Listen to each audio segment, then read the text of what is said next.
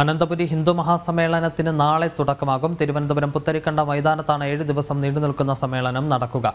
സനാതനധർമ്മം എൻ്റെ അഭിമാനം, എൻ്റെ ആചാരം, എൻ്റെ ശക്തി എന്ന സന്ദേശമാണ് ഇത്തവണ സമ്മേളനം മുന്നോട്ട് വയ്ക്കുന്നത്.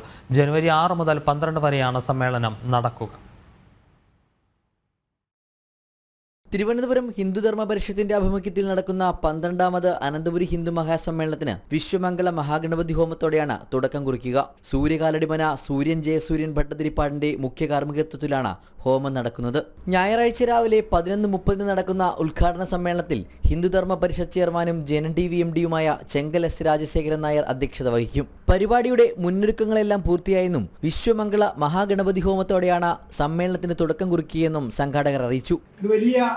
വിശ്വമംഗള മഹാഗണപതി ഹോമത്തോടു കൂടിയിട്ടാണ് ഈ പരിപാടിക്ക് തുടക്കം കുറിക്കുന്നത്. രാവിലെ 5 മണിക്ക് തുടങ്ങും. 7 മണിയോടുകൂടി നിരവധി സ്ത്രീകൾ പരിപാടിയിൽ പങ്കെടുത്തുകൊണ്ട് സ്വയം അവർക്ക് ഗണപതി ഹോമം നടത്താം എന്ന് അവരെ പ്രേരിപ്പിക്കുകയാണ് ചെയ്യുന്നത്. സൂര്യകാലടി സൂര്യൻ ഭട്ടതിരിപ്പാടിന്റെ നേതൃത്വത്തിലാണ് ആ ഗണപതി ഹോമം നടക്കുന്നത്.